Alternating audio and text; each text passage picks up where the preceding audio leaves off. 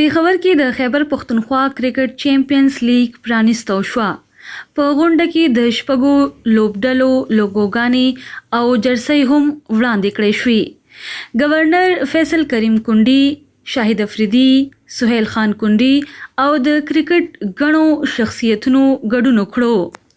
گورنر وویل د دې لیګ له لارې به نړۍ ته د خیبر پښتونخوا سوله ییز او مثبت انځور وړاندې شي.